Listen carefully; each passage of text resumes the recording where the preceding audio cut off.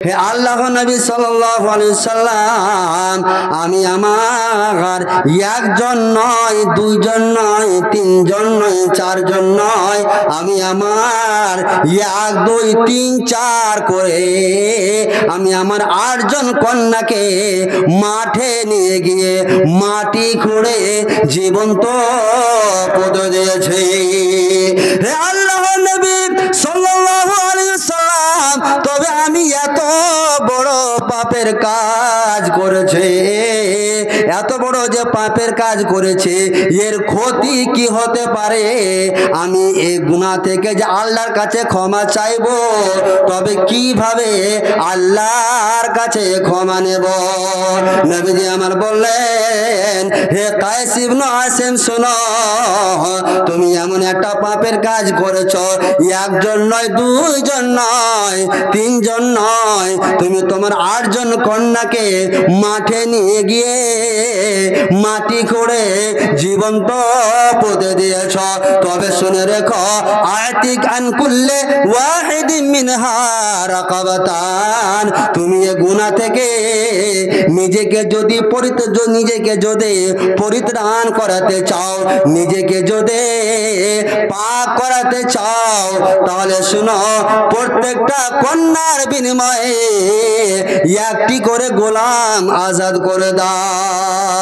হযরতে কায়েস ইবনে আসিম বলছেন, ইন্নী সাহেব ইবলিন, হে আল্লাহর নবী সাল্লাল্লাহু আলাইহি সাল্লাম, আমি গোলামের মালিক নয়, আমি দাসের মালিক নয়। ইন্নী সাহেব ইবলিন, আমি হচ্ছে উটের মালিক। অর্থাৎ আমার কাছে গোলাম নেই, আমার কাছে উট রয়েছে, তবে আমি উট দিয়ে কি পাক হতে পারবো? নবীজি আমার বললেন, ইহদি ইনশিতা আন কুল্লি ওয়াহিদাতিন মিনহুন্না বাদানাতান। হে কায়েস ইবনে আসিম, শোনো, তুমি যেহেতু উটের মালিক, গোলামের মালিক নয়, তবে তুমি একটা কাজ করো, প্রত্যেকটা কন্যার বিনিময়ে একটি করে উট আল্লাহর রাস্তায় কুরবানি করে দাও। তখন কায়েস ইবনে আসিম প্রত্যেকটা কন্যার বিনিময়ে একটি করে উট আল্লাহর রাস্তায় জুরমানা স্বরূপ আদায় করেছিলেন। আপনাকে বুঝাতে চাইছি, দেখুন জাহেলিয়াতের যুগে নারীদের সাথে কিরূপ আচরণ করত, কিরূপ ব্যবহার করত। ইসলাম ধর্মে মহিলাদেরকে মান সম্মান দিয়েছেন, যেটা কোন হিন্দু ধর্মে মহিলাদের মান সম্মান দেওয়া হয়নি। ইহুদি খ্রিস্টানেরা নারীদের মূল্যায়ন করেনি। শুধু তা নয়, জাহেলিয়াতের যুগেও নারীদের সাথে জাহেলিয়াতের যুগে মানুষেরা খারাপ আচরণ করত, মেয়েদেরকে সম্মান দিত না। দেখবেন জাহেলিয়াতের যুগে মেয়েদের সাথে কিরূপ আচরণ করত, আল্লাহ রাব্বুল আলামিন কোরআন মাজিদের মধ্যে তুলে ধরছেন। বিসমিল্লাহির রহমানির রহিম। ওয়াইজা বুশরা আহাদুহুম বিল উনসা, এরে পৃথিবীর মানুষেরা শোনো, যখন জাহেলিয়াতের যুগে মানুষদেরকে তাদেরকে যখন কন্যা সন্তানের সুসংবাদ দেওয়া হতো, ওয়াইজা বুশরা আহাদুহুম বিল উনসা, এরে পৃথিবীর মানুষেরা শোনো, যখন জাহেলিয়াতের যুগে জাহেলিয়াতের মানুষদেরকে যখন কন্যা সন্তানের সুসংবাদ দেওয়া হতো, তখন জল্লা ওয়াজহুহু মুসওয়াদ্দান ওয়া হুয়া কাযীম, তখন তারা অসহনীয় মনস্তাপে ক্লিষ্ট হতো এবং তাদের মুখমণ্ডলটা কালো হয়ে যেত। কালো হয়ে যাওয়ার পরে ওই সমস্ত জাহেলিয়াতের যুগে মানুষেরা তাদের নিজেদেরকে ইয়াতারা মিনাল কওমি মিন সুইন মা বুশরা বিহি, ও জাহেলিয়াতের যুগে মানুষটাকে কন্যা সন্তানের যে সুসংবাদ দেওয়া হয়েছে, ফলে ওই মানুষটা মানুষদের থেকে নিজেকে লুকাইতে রাখত, নিজেকে ঘরের মধ্যে আবদ্ধ করে রাখত। শুধু তা নয়, নবীজি আমার আল্লাহ রাব্বুল আলামিন বলছেন ইয়াতাওয়ারা মিনাল কওমি মিন সুইন মা বুশরা বিহি আয়ুমসিকুহু আলা হুনিন। তারপরে ওই জাহেলিয়াত যুগে মানুষেরা দুটো পন্থা দুটো রাস্তা বেছে নিত। এক নম্বর হলো আয়ুমসিকুহু আলা হুনিন, আমার মেয়ে হয়েছে, মান সম্মান আমার চলে গিয়েছে, গ্রামে মানুষের কাছে আমি মুখ দেখাতে পারছি না, ফলে আয়ুমসিকুহু আলা হুনিন, মান সম্মান যাচ্ছে যাক, আমি আমার মেয়েকে দুনিয়াতে রেখে দেব। নাম্বার 2, আমি আদর্শ ফেতরাব। নাম্বার 2 রাস্তা, জাহেলিয়াতের যুগের মানুষেরা ভাবতো আহারে আমরা আমার মেয়ে হয়েছে আর পুরো গ্রামে আমাকে ছিছা করেছে, আমার মান সম্মান চলে যাচ্ছে, আমার মান সম্মান যাবে আর আমি আমার মেয়েকে জীবিত রাখবো, কখনোই এটা হতে দেব না। কিন্তু আমার আল্লাহ বলছেন আলা সাআমা ইয়াহকুমুন, এর পৃথিবীর মানুষেরা শোনো, জাহেলিয়াতের যুগের মানুষেরা তারা যে সিদ্ধান্ত নিত তাদের সিদ্ধান্ত কতই খারাপ ছিল। দেখুন ইসলাম ধর্ম সম্মান করলো যে পৃথিবীর মানুষেরা শোনো, জাহেলিয়াতের যুগের মানুষেরা এই যে সিদ্ধান্ত নিয়েছে তাদের সিদ্ধান্ত হলো খুবই খারাপ সিদ্ধান্ত, ব্যাড ডিসিশন। তারপরে চলে আসি হাদিসের দিকে, মেয়েদেরকে ইসলাম ধর্ম কতটা সম্মান দিয়েছে। হযরতে মুগীরা হতে হাদিসটা বর্ণিত, তিনি বলছেন ইন্নাল্লাহ, নিশ্চয় আল্লাহ রাব্বুল আলামিন হারামা আলাইকুম উকুকাল উম্মাহাতি ওয়া ওয়াদাল বানাতি ওয়া মানাওয়াহাতিন। নবী সাল্লাল্লাহু আলাইহি ওয়াসাল্লাম বলছেন নিশ্চয় আল্লাহ রাব্বুল আলামিন তোমাদের উপরে ইন্নাল্লাহ হারামা আলাইকুম উকুকাল উম্মাহাতি, মায়েদের অবদ্ধতা, সন্তানকে জীবন্ত দাফন করে দেওয়া এবং কৃপণতাকে হারাম করেছেন। অর্থাৎ মায়েদের সাথে অবাধ্য হওয়া চলবে না, মায়ের সাথে খারাপ আচরণ করা চলবে না, সদা সর্বদা মায়েদের সামনে নম্রভাবে কথা বলবে। নাম্বার 2, সন্তানকে হত্যা করা যাবে না। নাম্বার 3, কৃপণতাকে আল্লাহ রাব্বুল আলামিন হারাম করেছেন। দেখবেন জাহেলিয়াতের যুগে মানুষেরা কিরূপ নারীদের সাথে আচরণ করেছে। হযরতে মুগীরা হাদিস শুনলাম, হযরতে সালামা ইবনে ইয়াজিদ আল জুফি তিনি হাদিসটা বর্ণনা করেছেন। একদা এক সময় ইনতালাকতু আনা ওয়া আখি ইলা রাসূলিল্লাহি সাল্লাল্লাহু আলাইহি ওয়াসাল্লাম।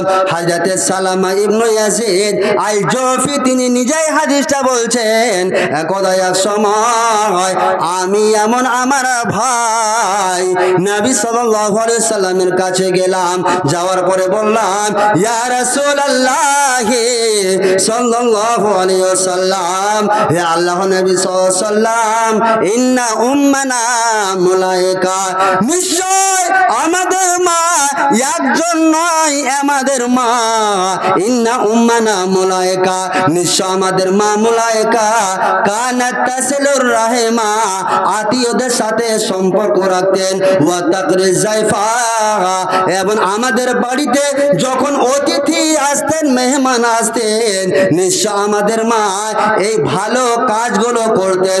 শুধু তা নয় ওয়া তাফআলু, আমার মা মুলাইকা আরো ভালো কাজ করেছে।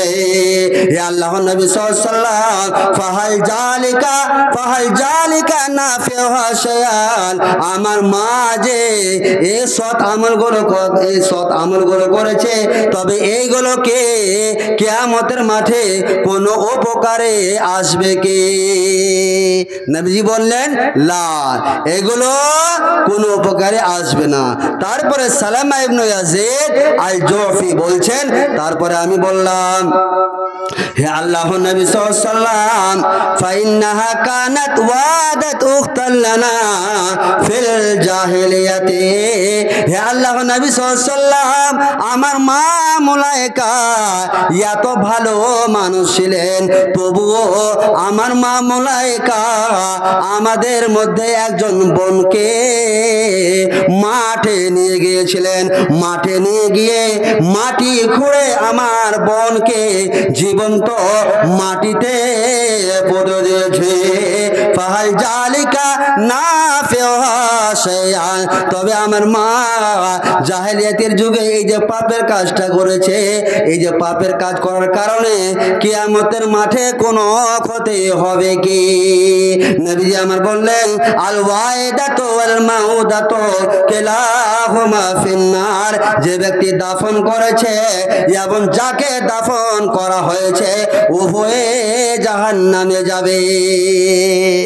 দেখবেন মেয়েদের সাথে জাহেলিয়াতের যে যুগে কতটা খারাপ আচরণ করা হতো। হযরতে ওমর হতে বর্ণিত, তিনি বলছেন কায়েস ইবনে আসিম তিনি নবী সাল্লাল্লাহু আলাইহি সাল্লামের কাছে গিয়ে বলছেন, হে আল্লাহ নবী সাল্লাম ইন্নী ওয়াআদতু সামানিয়া বানাতিন লি ফিল জাহিলিয়াতি। হে আল্লাহ নবী সাল্লাল্লাহু আলাইহি সাল্লাম আমি আমার একজন নয়, দুইজন নয়, তিনজন নয়, চারজন নয়, আমি আমার 1 2 3 4 করে আমি আমার 8 জন কন্যাকে মাঠে নিয়ে গিয়ে মাটি খুঁড়ে জীবন্ত পুঁতে দিয়েছে। হে আল্লাহ নবী সাল্লাল্লাহু আলাইহি সাল্লাম তবে আমি এত বড় পাপের কাজ করেছে, এত বড় যে পাপের কাজ করেছে এর ক্ষতি কি হতে পারে? আমি এই গুনাহ থেকে যে আল্লাহর কাছে ক্ষমা চাইবো, তবে কিভাবে আল্লাহর কাছে ক্ষমা নেব? নবীজি আমার বললেন হে কায়েস ইবনে আসিম শোনো, তুমি এমন একটা পাপের কাজ করেছো, একজন নয়, দুইজন নয়, তিনজন নয়, তুমি তোমার 8 জন কন্যাকে মাঠে নিয়ে গিয়ে মাটি খুঁড়ে জীবন্ত পুঁতে দিয়েছ। তবে শুনে রেখো আতিক আন কুল্লি ওয়াহিদিন মিনহা রাকাবাতান। তুমি এই গুনাহ থেকে নিজেকে যদি পরিত্রাণ করাতে চাও, নিজেকে যদি পাক করাতে চাও, তাহলে শুনো প্রত্যেকটা কন্যার বিনিময়ে 1টি করে গোলাম আজাদ করে দাও। হযরতে কায়েস ইবনে আসিম বলছেন ইন্নী সাহেবে ইবলিন।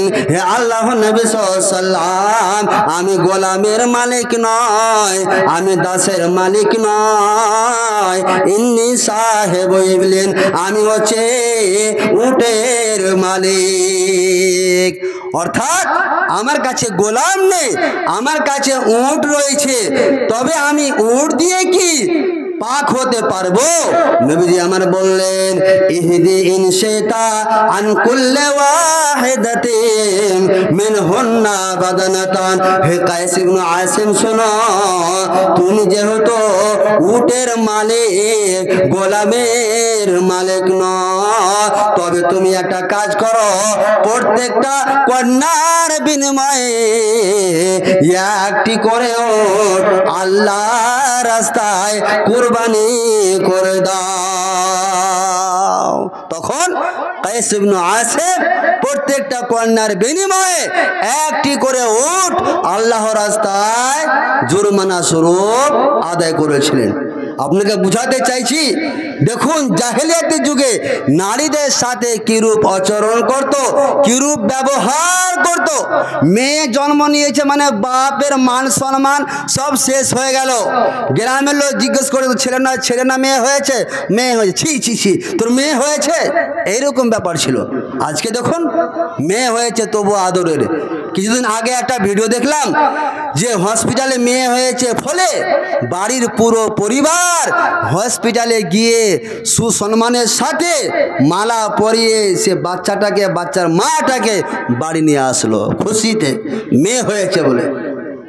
তার কারণ মেয়ে হচ্ছে বাড়ির, কথা বলেন, বরকত। যে বাড়িতে দেখবেন মেয়ে রয়েছে, সে বাড়িতে দেখবেন আল্লাহর বরকত আছে না নেই? কথা বলেন নেই? অবশ্যই আছে। এবার চলে আসি, নবী সাল্লাল্লাহু আলাইহি সাল্লাম মেয়েদের সাথে কিরূপ আচরণ করতে বলেছেন।